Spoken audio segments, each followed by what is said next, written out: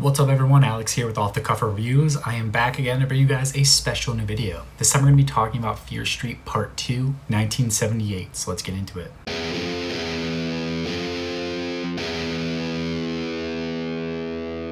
Fear Street Part 2 is directed by Lee Janaik, who also did the first one, and this one is actually a little bit better than the first one, I thought. It kind of follows a similar premise to the first one, even though this is set up in a different time. The first one was set up in the 90s. This one is set up in the 70s. We get all your throwbacks to 70s, 80s slashers that you would normally see. It's kind of like what they did with the first part. I do really like the references in this one. And the synopsis goes as follows. Shadyside, 1978. School's out for summer and the activities at Camp Nightwing are about to begin. But when another Shadysider is possessed with the urge to kill, the fun in the sun becomes a gruesome fight for survival.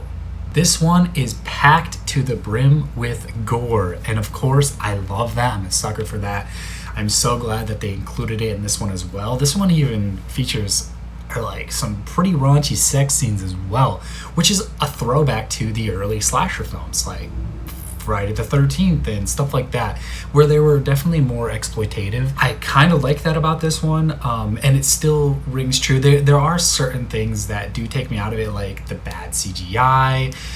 Some of the soundtrack doesn't match up. It's a little bit weird, I think, but I still think it's cool that they are putting those kind of elements in this little series that they're doing, I guess. This, of course, comes from R.L. Stine's famous Fear Street series that he wrote, and it's really cool that they are encompassing these stories into this Netflix series that came out. I'm actually really excited for this next and final part that they are coming out with.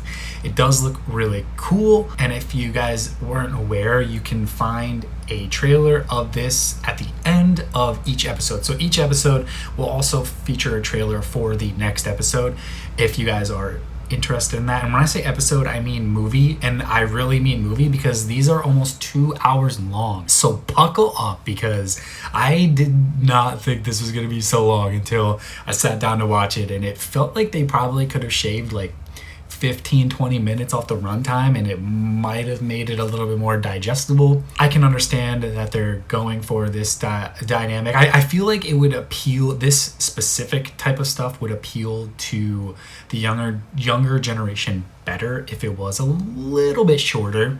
People would definitely be invested in it more to sit down and actually watch it straight through. I mean, you guys can argue with me all you want, but like, if you think about it, you know, why is TikTok popular? Why are Instagram stories popular? Why are Snapchat stories popular? Because they are very short, to the point. You know, even YouTube's coming out with YouTube shorts. Like, everyone likes shorter content that's straight to the point, no dilly-dallying. It felt like there was a little bit of fluff in this one to kind of fluff up the runtime, but I feel like they didn't need to do that.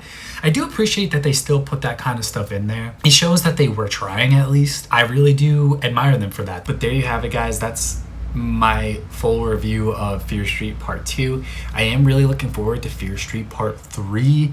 I think it might even be the best one out of the series. I like those kinds of things. It's back in like the 1600s with like the witch trials and stuff like that. That's kind of like the setting. So I am pretty excited for that. Let me know what you guys thought of this down below. Have you guys watched any of these? I do recommend them if you guys are interested in horror or anything like that. It's definitely like a kind of like a teen slasher, but with more gore than you are expecting, and definitely more things that are adult oriented, but I think you guys would like it. If you guys like this video or any of the other content on my channel, hit that subscribe button if you're new, and if you're not new, maybe check out my Patreon. It's only $2 a month, but I hope you guys stay safe, and I'll see you on the flip side.